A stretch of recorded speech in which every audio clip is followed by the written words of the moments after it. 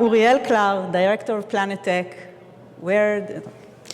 Mr. Dor Bin, CEO of Israel Innovation Authority, Ms. Shani Zanesko, PLANETech co-founder, Dr. Leo Bachman, Chairman of Israel Innovation Institute, distinguished guests, ladies and gentlemen, good morning.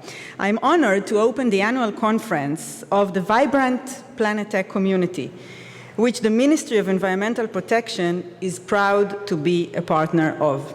It gives me real pleasure to see so many and diverse members of this community, entrepreneurs, investors, researchers, startup companies and mature companies, and global partners too. PLANETech is a community mainly of companies and investors. But this is not only about business. This is something much bigger. Plainly put, this is a matter of tackling the greatest threat and the greatest challenge facing humanity today. Well, a simple task. The climate crisis is felt every day worldwide as we witness extreme weather events, droughts, heat waves, wildfires, devastating floods, and more. No country is spared. Developing countries, island states, but also developed countries and nations, all of us alike. Israel is, of course, no exception, and as a matter of fact, our region is a climate hotspot, with a rise of temperature higher than the world average, and in addition, our region is especially vulnerable to climate change impacts due to its already arid and semi-arid environment. I'm happy to say that over the past year and a half, in the term of the sitting government, which is soon going to be replaced, apparently, or maybe, in Israeli politics, you never know, we have seen a major change in the way the Israeli society, first of all, addresses climate change. More and more people have become climate conscious. Climate change makes the headlines in the media, and the business sector has also intensified its efforts and established the PLANETech, and PLANETech is a very prominent example. The government, too, has stepped up to the effort and to the challenge to be part of the global climate efforts for real, and finally, we can say, for the first time in many years and maybe ever. The Israeli government set ambitious, absolute climate goals, and prior to the climate conference in Glasgow last year, Israel aligned itself with the developed nations, leading the fight against climate crisis, as the former Prime Minister Bennett committed to zero emissions by 2050. Just a few months ago, the Knesset approved Israel climate law in the first reading. Unfortunately, the political situation did not allow us to complete the legislation, but this for sure will be one of the first and most important tasks of the next government and the next Knesset, and implementing it, which is no less important than declaring and legislating, should be high on the next government's agenda. As a complementary and necessary step, we must also unhold the government's decisions regarding carbon pricing in Israel. Within the intensifying climate discourse in Israel, technological innovation is almost immediately comes up. And every minister from every country that I meet talks about the startup nation of Israel. This is not Israelis, this is foreigners. So we have to live up to the legend. This puts a complex challenge, but we must face it. Transition to low-carbon economy is essential for Israel to meet its commitments to reduce emissions, but moreover, it is a move with clear economic advantages. For the first time in the climate and economic discourse, the industry, which is you, is part of the solution rather than part of the problem.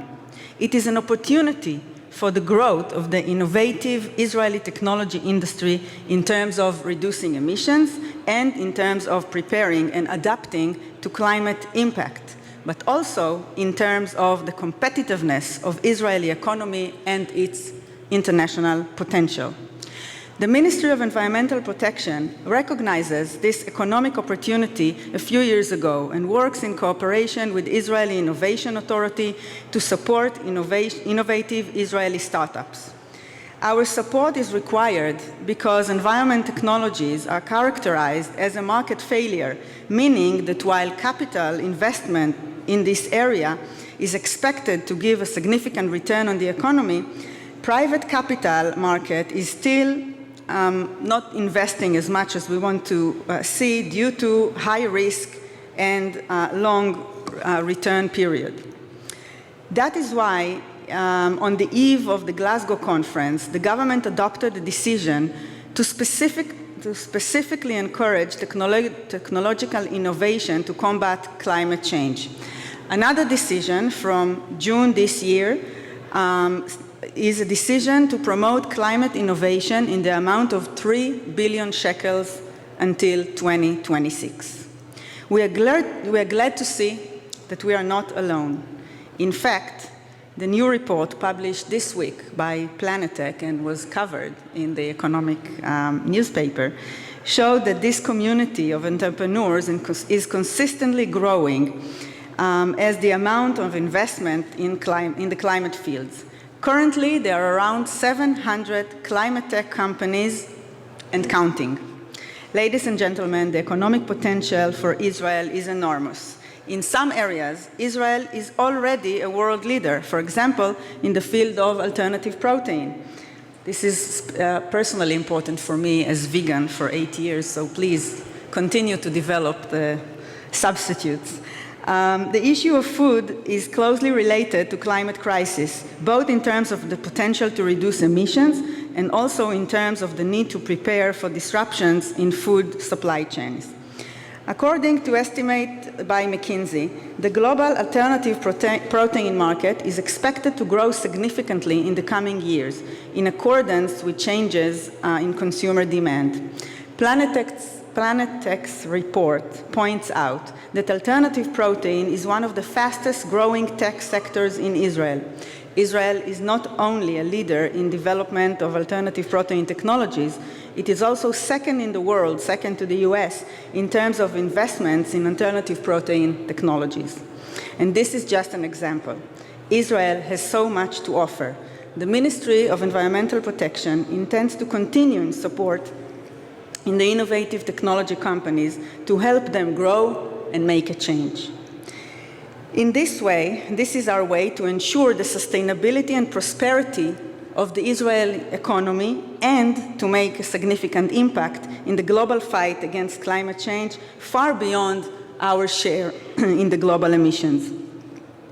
This is also a message that Israel, including the PLANETech delegation, will bring to COP27 in Sharm el-Sheikh in our region, a message of cooperation, of partnership, of innovation in our region and beyond.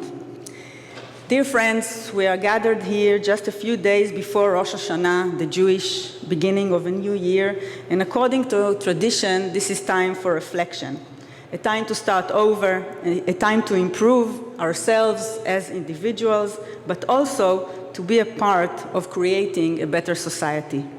I think that all of you, partners in this conference today, can be proud of yourselves and what you are doing and what you are donating.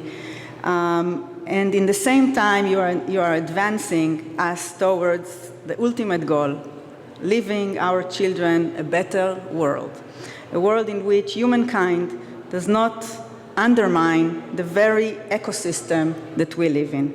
I wish you all a fascinating day and Shana Tova, Happy New Year. Thank you.